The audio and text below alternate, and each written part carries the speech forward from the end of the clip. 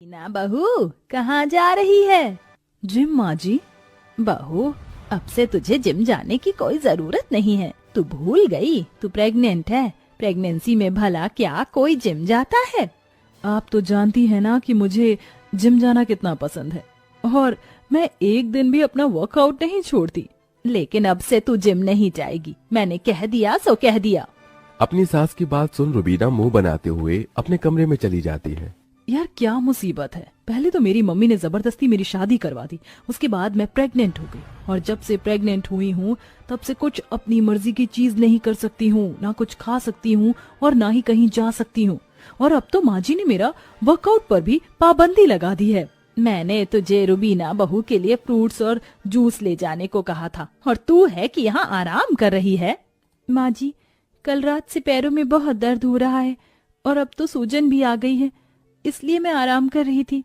तेरा आराम हमारे लिए हराम है, समझी? जा जाकर रुबीना बहू के लिए उसके कमरे में जूस फ्रूट्स लेकर जा। एक तू ही पहली औरत नहीं है जो माँ बनने वाली है। ये सब चीज तो गर्भवती औरत के लिए आम होती है। अपनी सास की बात सुन अनुराधा दर्द से कराहते हुए खड़ी होती है और रुबीना के लिए जूस लेकर उसके कमरे में जाती है। ओह गॉड, कितनी बार कहा है तुझे कि मेरे सामने बार बार आने की कोई जरूरत नहीं है। क्या हुआ रुबीना, तू चिल्ला क्यों रही है? माँ जी, जब देखो ये अनुराधा की बच्ची मेरे सामने अपनी काली और बदसूरत शक्ल लेकर आ जाती है।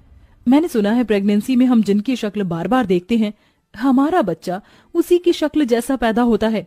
अगर मैं इस काली कलूटन की शक्ल देखूंगी तो मेरा बच्चा भी तो इसकी तरह काला ही पैदा होगा। अब यहाँ खड़ी खड़ी शक्ल क्या देख रही है? दफा हो यहाँ से।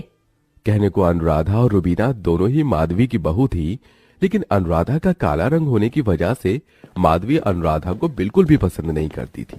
वहीं रुबीना की सुंदरता की वजह से माधवी हमेशा रुबीना को प्यार करती थी। दोनों ही गर्भवती होती हैं, लेकिन इस हालत में भी माधवी का सारा प्यार सिर्फ गोरी बहू के लिए ही था। रुबीना बहू, देख मैं तेरे लिए क्या लेकर आई हूँ, गर्मा गर्म देसी घी का हलवा। अगर आप मुझे ऐसे ही घी की चीज खिलाती रहेंगी तो मेरा तो फिगर खराब हो जाएगा। एक माँ के लिए उसकी फिगर से बढ़कर उसका बच्चा होता है, समझी बहू? माँ जी, किचन में सुबह का दूध रखा है, क्या मैं उसे पी लूं? शरीर में थोड़ी कमजोरी लग रही थी।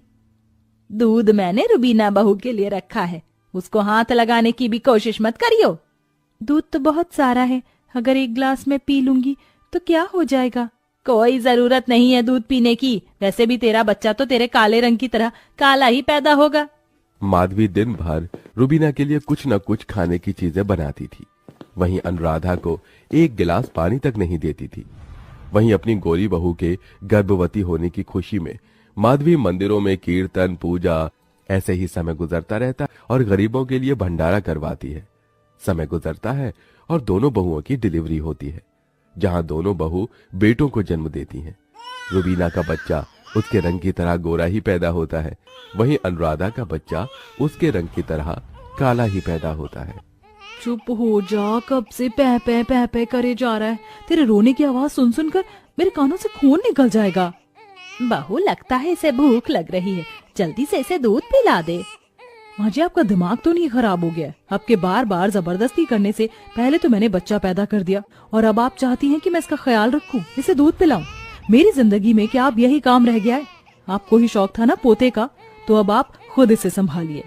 इतना कहकर रुबीना अपने रोते हुए बच्चे को छोड़कर जिम चली जाती है। वहीं माधवी को रुबीना का ऐसा बर्ताव बिल्कुल पसंद नहीं आता। माधवी अपने पोते को गोद में उठाते हुए घर में घूम घूम कर उसे चुप करवाती है कि तभी अनुराधा, ये तू क्या कर रही है?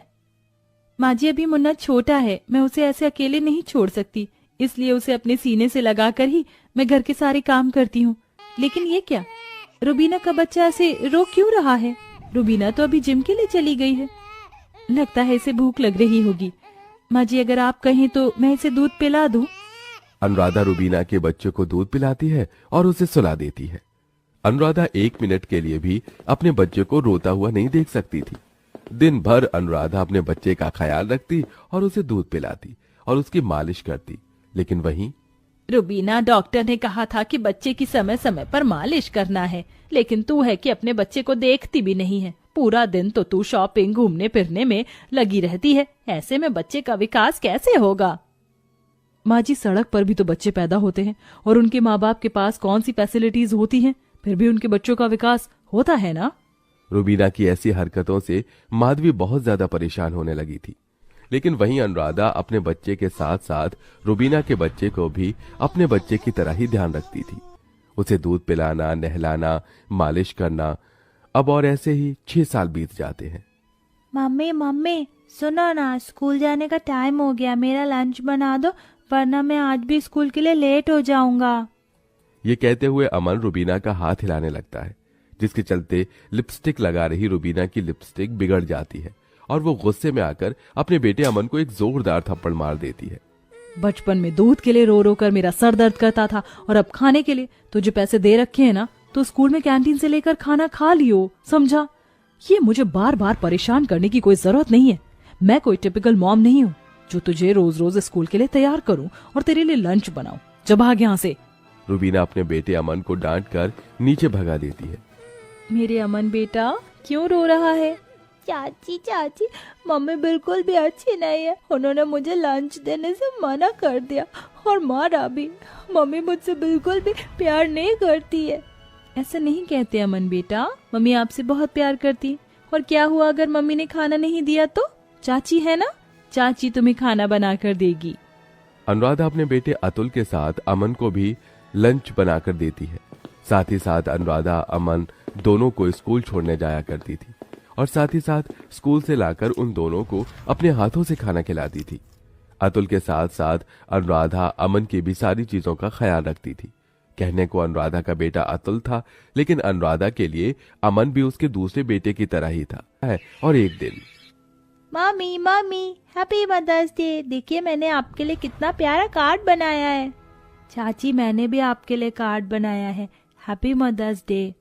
थैंक यू बच्चों, तुम दोनों के कार्ड बहुत ज्यादा प्यारे हैं। आओ मैं तुम्हें अपने हाथों से केक बनाकर खिलाती हूँ।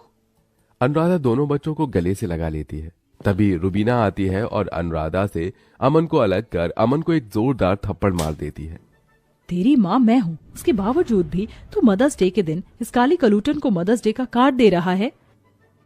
ये क्या कर रही हो रुबीना? तुम अपने बच्चे पर कोई ऐसे हाथ उठाता है क्या? अनुराधा बिल्कुल ठीक कह रही है, तुझे शर्म नहीं आती अपने छोटे मासूम बच्चे पर ऐसे हाथ उठाते हुए?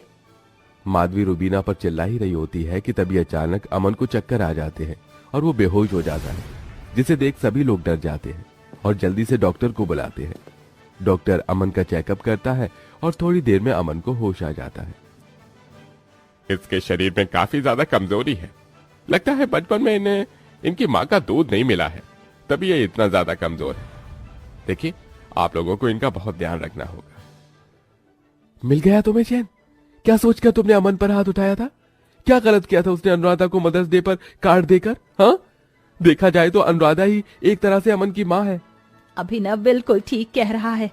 अमन को तूने सिर्फ पैदा किया है, लेकिन उसे दूध अनुराधा ने पिलाया है। बचपन से लेकर बड़े होने तक उसका ख्याल अनुराधा ने ही रखा है, तो उसकी असली माँ अनुराधा ही हुई ना।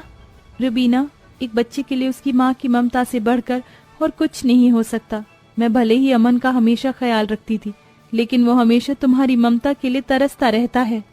सभी की बात सुन और अपने बेटे की ऐसी हालत देख रुबीना की आंखों में आंसू आ जाते हैं। अमन मेरे बच्चे, मुझे माफ कर देना। अपने ऐशो आराम के चक्कर में मैं तो ये भूल ही गई थी कि मैं एक माँ हूँ। मैंने बच्चा तो पैदा कर दिया, लेकिन एक माँ ना बन सकी। आप सभी लोग मुझे माफ कर दो। रुबीना को अपनी गलती का एहसास होता देख सभी लोग रुबीना को माफ कर देते हैं, जिसके बाद रुबीना अपने बेटे का बहुत अच्छे से ख्याल रखती है।